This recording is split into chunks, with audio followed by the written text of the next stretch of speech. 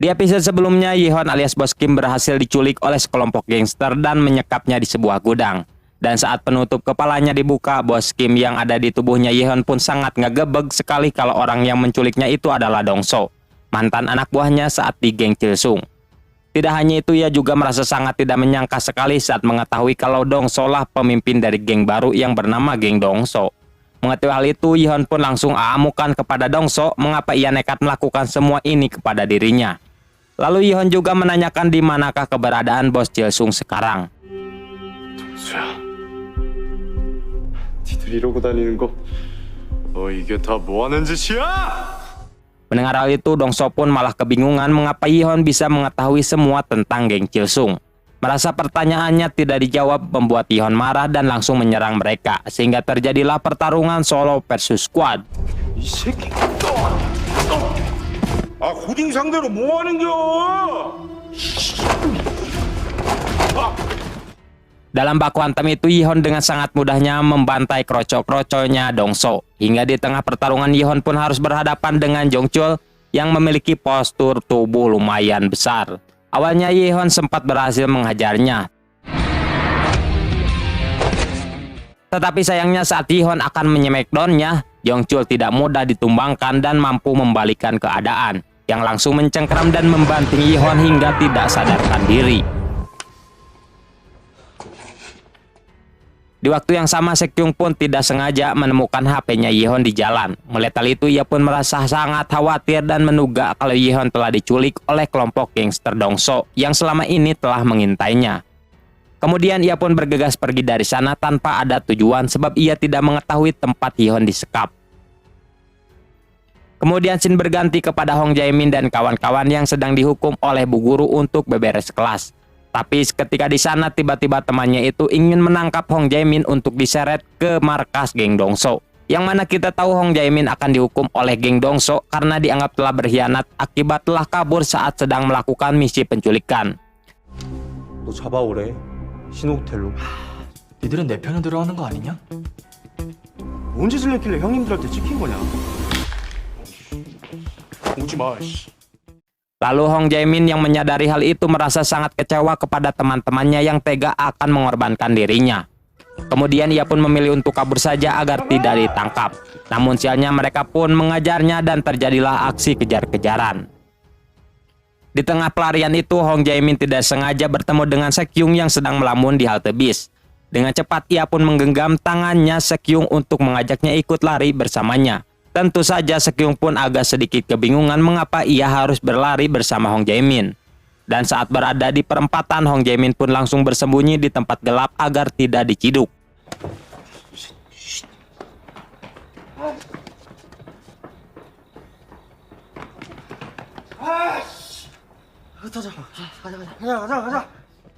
Di sini Sekyung yang penasaran mencoba bertanya mengapa Hong Jae-min diburu oleh temannya sendiri. Dengan penuh kepanikan, Hong Jae-min pun menjawab kalau ia akan ditangkap dan diseret oleh teman-temannya ke Hotel Sino. Dan tempat itulah merupakan markasnya geng Dongso, sebab ia yang dianggap telah berkhianat kepada geng Dongso akibat kabur saat menjalankan misi. Mendengar hal itu, tentu saja Sekyung pun malah menduga kalau Yihon pasti sedang disekap di sana. Menyadari hal itu, ia pun mengajak Hong Jae-min untuk menemaninya pergi ke sana untuk menyelamatkan Song Yihon. Namun Hong Jae-min menolaknya karena ia takut berurusan dengan para gangster. 나까지 끌어들이지 말고 씨. 비겁한 새끼. 송이현 신호텔에 잡혔을까? 진짜 간다고? 꼭 때리라니까? 야 족복산들을 뭘 어쩌려고?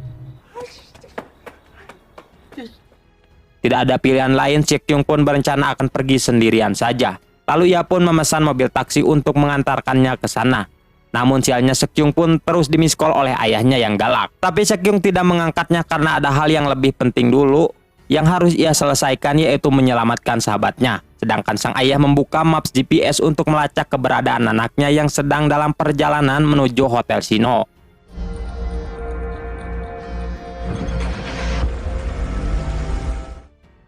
Bersamaan dengan itu, rupanya semua anak buahnya Dongso sedang dikerahkan ke rumahnya Yihon untuk menculik ibunya Yihon lagi.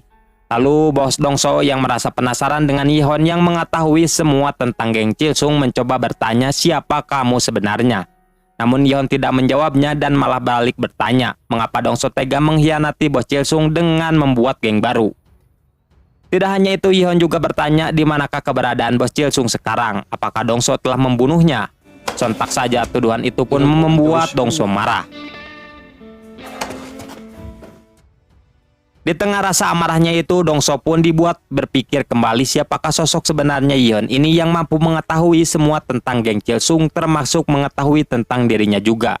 Meskipun begitu, Dongso pun malah menceritakan semuanya kalau semenjak bos Kim Dekpal meninggal, keadaan geng Chilsung menjadi lemah. Hingga suatu ketika geng Rotary dan geng Kwangso, yaitu geng musuh mereka, telah bersekutu untuk menghancurkan geng Chilsung. Dan insiden penyerangan itulah yang membuat bos Chilsung terluka parah. Namun sayangnya Dongso tidak mengetahui keberadaan bos Chilsung sekarang. Tapi yang pasti Dongso masih yakin kalau bos Chilsung belum mati. 형님이 크게 다치셔서 병원에 계시다. 안 돌아가셨고. Mendengar hal itu membuat bos Kim yang ada di tubuhnya Yihon pun langsung terdiam sedih saja. Karena dia yang menyangka kalau geng ayahnya akan menjadi hancur seperti ini semenjak kepergian dirinya. Kemudian Yihon pun meminta Dongso untuk membubarkan gengnya saja karena terlalu hina bagi seorang gangster mengerjakan misi penculikan seperti ini. Sontak saja bos Dongso pun yang mendengarnya pun langsung tertawa jahat. Sebab ia yang tidak akan mungkin membubarkan gengnya atas perintah seorang anak SMA saja. 동수파, 그동안 나는 가만히 있겠냐? 야, 내가 그 사이 고등학생 하나 위에 뭐 네가 한마디에.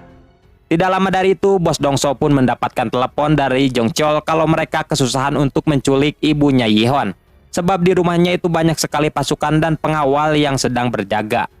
Mendengar hal itu, bos Dongso pun meminta mereka untuk terus memantaunya dari kejauhan sambil menunggu aba-aba darinya. Di sisi lain, Sekyung pun sudah tiba di Hotel Sino. Namun saat ia akan masuk, tiba-tiba saja ayahnya datang juga yang langsung memaksanya untuk segera pulang dengannya. Akan tetapi Sekyung menolaknya sebab ia yang harus menyelamatkan Yihon yang sedang disekap di dalam sana. Lalu ia pun meminta sang ayah untuk masuk ke dalam dan menyelamatkan temannya itu. Tapi koplaknya ayahnya itu menolak dengan dalih tidak ingin mencampuri urusan orang lain. Dan bahkan ia malah memarahi Sekyung karena berteman dengan Yihon yang sedang memiliki hubungan dengan para gangster ini. 잡혀있다고 해서요. 잡혀 있어? 이한이 집엔 조폭들이 깔렸고요. 그 친구가 송이안이야? 도와주세요, 제발. Sedangkan di dalam gedung itu, Yihon sedang menghampiri Dongso untuk berkata kalau ia sangat tahu dengan masa lalunya Dongso. Yihon berkata kalau Anda memiliki luka di kaki akibat insiden peperangan. Mendengar hal itu, sontak saja Dongso langsung sedih sekaligus kebingungan mengapa Yihon bisa mengetahui semua tentang dirinya. Padahal itu rahasia yang hanya diketahui oleh bos Kim Dekpal. Lalu Yihon pun mengatakan kalau ia adalah orang yang mengetahui semua tentangmu. Mendengar hal itu, bos Dongso pun langsung terdiam sejenak. Sebab ia yang merasa kalau Yihon ini memiliki ucapan dan gerak-gerik yang sama persis dengan bos Kim Dekpal.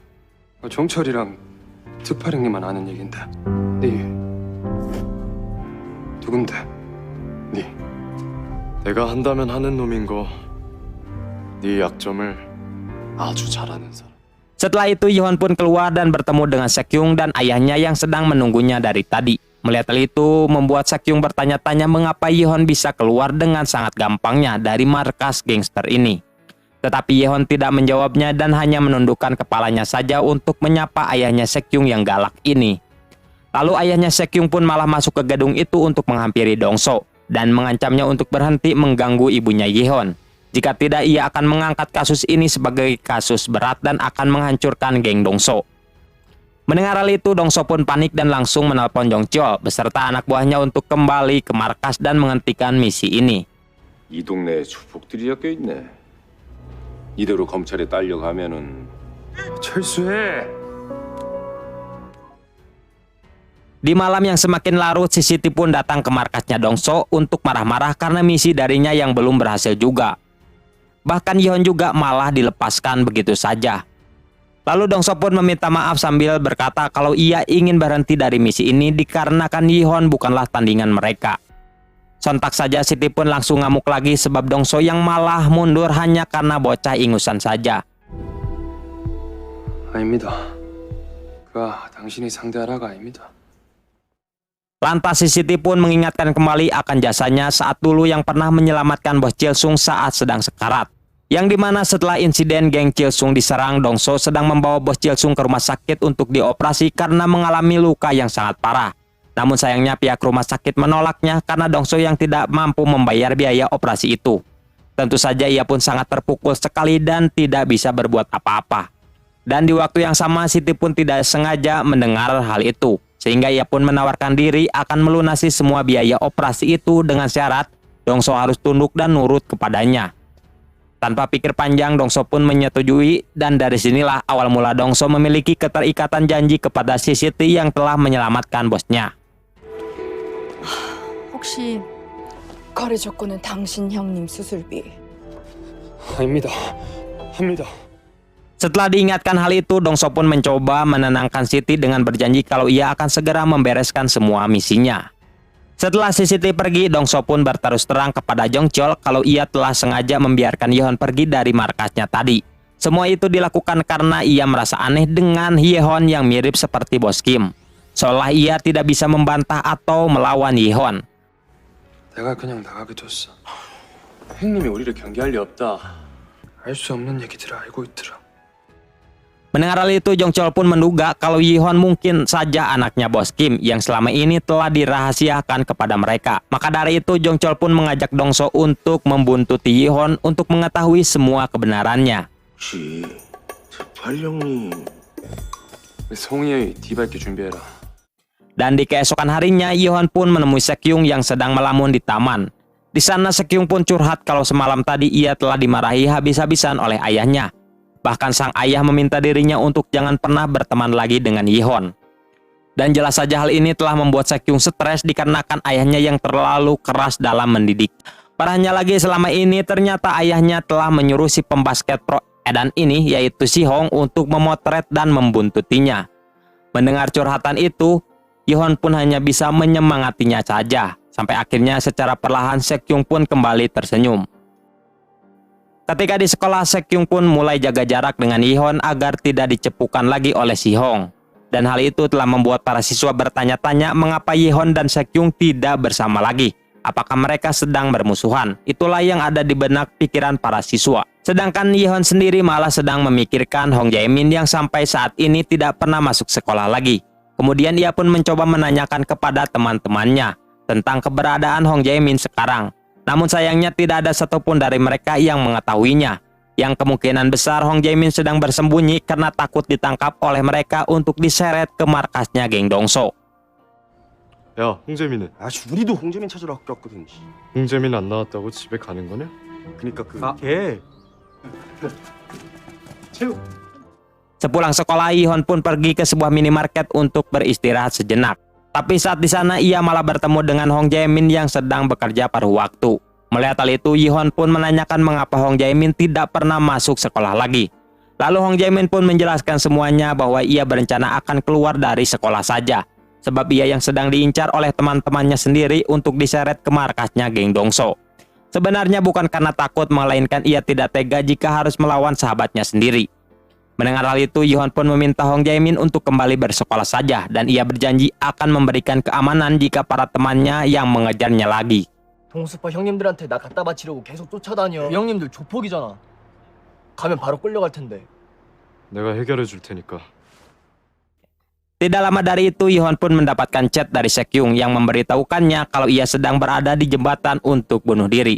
Dengan cepat, Yehon pun pergi ke sana untuk mencegahnya. Hingga sampai saat di sana, ia pun melihat Sekyung yang sedang termenung depresi di jembatan itu. Kemudian Sekyung pun curhat kembali kalau ia sudah tidak sanggup hidup lagi.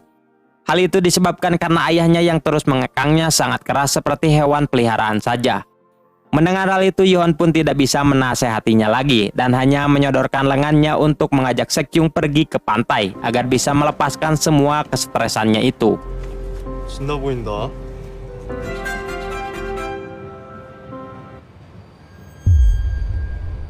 Ketika berada di kereta, Yehon pun tidak sengaja melihat Dongso dan Jongchol yang sedang membuntutinya. Namun ia pun sengaja membiarkan mereka untuk tetap mengawasinya. Sampai akhirnya mereka sampai di sebuah pantai. Lalu mereka pun bersenang-senang di sana. 진짜 세네.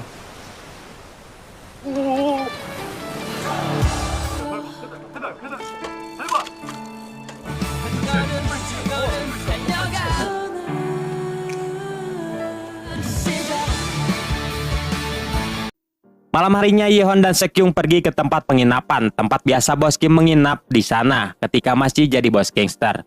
Tapi Pak Tua pemilik penginapan menolak mereka karena masih belum cukup umur dan belum punya KTP.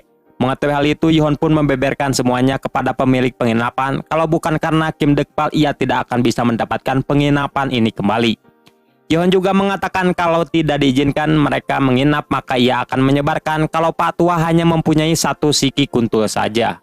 Mendengar hal itu, terpaksa Pak Tua ini pun memberikan kunci penginapan kepada Yihon. Di sisi lain, Dongso pun sedikit terkejut atas semua perkataan Yihon barusan.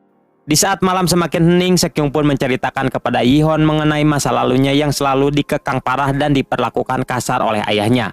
Bahkan dalam urusan sepele pun sang ayah selalu menghukumnya sangat keras. Dan kerasnya sang ayah dalam mendidiknya membuat dirinya mengalami depresi berat. Dan karena itulah ia pun memiliki niat untuk mengakhiri hidupnya dengan meloncat dari atas jembatan. Mendengar semua curhatan itu, Yihon pun terdiam sejenak dan merasa sangat kasihan kepada Sekyung yang menderita. Dalam hati kecilnya, Yihon berencana akan berbicara kepada ayah Sekyung agar tidak terlalu keras dalam mendidik Sekyung. 아버지께 들키지만 않으면 된다고 생각했어. 아버지한테 벗어날 생각만 하게 돼. 알 수 있게 도와주자. Hingga saat Sekyung sudah tertidur lelap, Yihon pun secara diam-diam mengambil ponsel milik Sekyung untuk mengabari ayahnya kalau Sekyung sedang bersamanya. 걱정 마시라고 전화드렸습니다. 너하고 같이 있을 줄 알았다. 그건 네 따위가 판단할 일이 아니야. 너무 씨.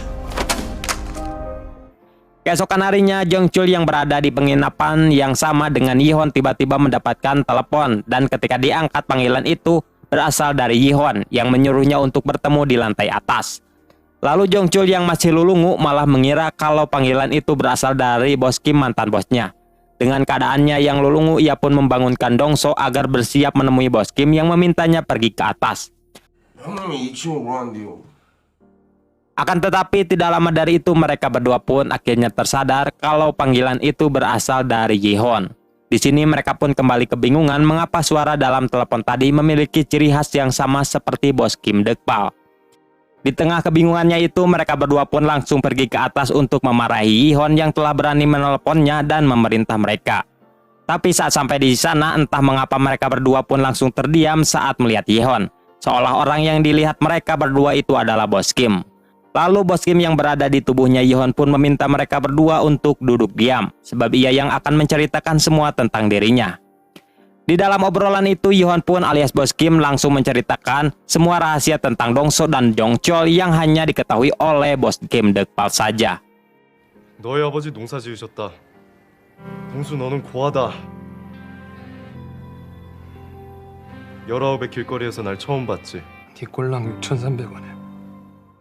Setelah menceritakan semuanya, Yihon menganggap kalau mereka berdua pasti akan mengetahui kalau di dalam tubuh Yihon adalah bos Kim, bos mereka dahulu. Tapi ternyata dugaannya salah, sebab Jongchul dan Dongso malah berpikir kalau Yihon merupakan anaknya bos Kim Dekpal, dan kocaknya bos Kim yang tidak mau menjelaskan panjang lebar lagi malah mengiya-iyakan saja. 득팔 형님! 김득팔. 아들인걸! 반말 자제하고. Kemudian Dongso dan Jongchul pun langsung menunduk, yang artinya kalau mereka berdua akan tunduk dan hormat kepada Yihon yang dianggap anaknya bos Kim dan ponakan mereka. Tidak lama dari itu, datanglah Sekyung yang sedikit terkejut saat melihat gangster Dongso dan Jongchul yang menunduk hormat kepada Yihon. Siang harinya, Yihon pun mengajak Sekyung untuk pulang ke kotanya lagi, sebab mereka berdua yang harus masuk sekolah besok. Sesampainya di sekolah, Yihon pun kembali mendatangi para murid berandal untuk menanyakan Hong Jae-min yang tidak masuk sekolah lagi. Lalu mereka yang ketakutan pun memberitahukan kalau sebenarnya mereka ini sedang disuruh geng Dongso untuk membawa Hong Jae-min ke markas mereka. Dan kemudian karena itulah Hong Jae-min tidak masuk sekolah. Mendengar hal itu, Yihon pun meminta mereka untuk tidak mengejar-ngejar Hong Jae-min lagi. Namun sayangnya mereka menolak, dikarenakan tugas ini adalah kesempatan bagi mereka untuk bisa masuk ke gengnya Dongso. Tidak ada pilihan lain, Yihon pun langsung menelepon Dongso untuk menghubungi para murid berandal ini agar berhenti mengganggu Hong Jae-min. Di waktu itu juga mereka pun langsung ditelepon oleh Dongso yang meminta untuk berhenti mengejar Hong Jae-min. 우리 조카한테 개기면 죽는겨? Tidak lama dari itu, Yihon pun malah dipanggil oleh bu guru yang menyuruhnya untuk masuk ke ruang BK. Sontak saja para murid yang mendengarnya pun agak sedikit terkejut dan bertanya-tanya mengapa Yihon si murid bager dan baik hati dipanggil ke ruang BK. Hingga saat sampai di ruang BK, ia pun langsung ngegebeg saat melihat ayahnya Sekyung sudah berada di ruangan itu. Lalu ayahnya Sekyung pun langsung marah-marah kepada Yihon yang dianggap telah mengaruhi anaknya. Mendengar hal itu, tentu saja Yihon pun merasa tidak terima sehingga ia pun menjawab balik dengan berkata kalau Sekyung berhak untuk bebas dari kekangan ayahnya. Sehingga adu bacot antara ayah Sekyung dengan Yihon pun terjadi. Sedangkan Sekyung yang melihatnya pun merasa liar dan ia pun langsung terjatuh pingsan, sangat lemah sekali. 아니었어? 너 때문에 저렇게 망가진 거야. 송이연이는 아들하고 얘기한 다음에 처분을 해도 그때 하시면 됩니다.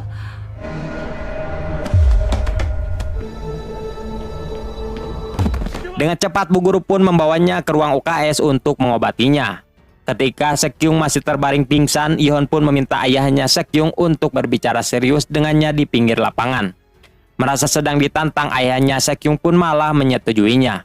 Lalu tanpa rasa takut sedikit pun, Yihon pun mengabacot nyeletuk kalau perilaku Anda sangat overprotective sekali. Dan hal itu merupakan tindakan yang sangat buruk dan bisa dikategorikan kepada tindakan kriminal terhadap anaknya sendiri. Maka dari itu ia pun meminta ayahnya Sekyung untuk tobat agar tidak terlalu keras dalam mendidik Sekyung. Tapi bukannya sadar, ayahnya Sekyung pun malah merasa tidak terima dan berniat ingin menamparnya. Namun Yihon dengan sangat mudahnya menahan. Dan kemudian Yihon pun kembali mengeluarkan jurus bacotan no jutsunya lagi. Setelah dibacotan panjang lebar, ayahnya Sekyung pun langsung menunduk termenung seolah ia sedang menyesali semua tindakannya kepada Sekyung. Akan tetapi, kita lihat saja cuy. 자살하려고. 놈의 자식이. 잘못 휘두르면 크게 베인다고요. 오늘은 세경이 공부할 수 있게 집으로 가시고.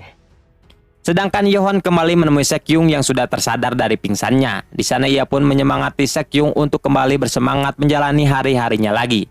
Mendengar hal itu membuat Sekyung merasa terharu akan kebaikan Yihon yang selalu memperdulikannya. Lantas dalam hati kecilnya ia pun berjanji akan membalas semua kebaikannya Yihon di masa depan nanti. Ketika jam istirahat, mereka berdua pun pergi ke kantin untuk makan siang. Namun saat di sana Sekyung malah dihampiri oleh Jaehong yang ingin ikut gabung makan bersamanya. Tapi Sekyung pun langsung mengusirnya sebab ia yang tidak sudi berteman dengan seorang cepu seperti Jaehong. 아버지가 말씀하시기도 전에 난 너 꼴 보기 싫어. 그리고 밥 다 먹었으면 너 내 사진 찍었더라. Saat sedang di rumah, Yihon pun dibuat sangat sedih sekali saat mendengar ibunya yang menangis histeris karena sedang sakau karena obat antidepresannya telah habis. Lalu ia pun menghampiri ibunya untuk menenangkannya. Setelah itu Yihon pun pergi ke apotik untuk membelikan obat antidepresan yang selalu dikonsumsi oleh ibunya. Namun sebuah hal tak terduga terungkap di sini, yang mana obat yang dikonsumsi ibunya itu ternyata obat keras yang sangat berbahaya, yang akan menimbulkan kecanduan berat. Mendengar hal itu, Yihon pun sangat amat marah sekali kepada Siti yang selalu memberikan obat ini kepada ibunya. Yang mana ia menyangka selama ini si Siti telah sengaja memberikan obat itu agar bisa menyingkirkan ibunya. Dengan penuh amarah ia pun menghubungi Dongso dan menyuruhnya untuk menyerahkan Siti kepadanya hidup-hidup. Karena ia yang berencana akan membunuh Siti yang telah meracun ibunya dengan obat antidepresan ini. Dengan penuh ketakutan Dongso pun mengiyakannya. 이미경 그 여자 내 손으로 직접 응징하는 수밖에 없다. 우리도 직접 연락할 방법은 없다. 내 앞에 직접 데려와라. Dan kebetulan sekali tidak lama dari itu datanglah si Siti ke markas untuk menanyakan kembali perkembangan misi darinya. Tapi Dongso merasa sudah tidak tahan lagi akan sikap Siti yang seolah memperlakukannya seperti anjing. Malah menyuruh bawahannya untuk mengusirnya dari tempat itu. 송년이 니들 조카란 거니? 아, 이거 엄청 큰 선심 쓴 겁니다. 니들 미친 거지! 대신 우리 조카한테 살려고 있는 구역들! Di waktu yang sama, para murid berandal alias teman-temannya Hong Jae-min sedang berada di depan gedung markas itu. Yang mana mereka berniat akan masuk ke dalam untuk meminta lagi bergabung ke dalam geng Dongso. Lalu si Siti yang melihatnya pun langsung dijadikan kesempatan itu untuk bekerja sama dengan mereka agar bisa menyingkirkan Yihon dari sekolah. Dan entah disetujui atau tidak, Yang pasti pada esok harinya, Yihon pun tiba-tiba langsung dijauhi oleh teman-temannya karena ia telah dilaporkan ke komite pendisiplinan oleh ayahnya Sekyung. Kacau cuy. Masalah pun kembali datang saat ia mendapatkan telepon dari kantor polisi yang ingin menginterogasinya. Rupanya ia telah dilaporkan oleh Siti beserta para murid berandal atas tuduhan kekerasan dan pemerasan. Tapi anehnya, bos Kim Dekpal yang ada di tubuhnya Yihon malah tersenyum dan merasa tidak khawatir sedikit pun. Dan ia pun akan menghadapi masalah ini satu persatu. Dan apa yang akan terjadi selanjutnya?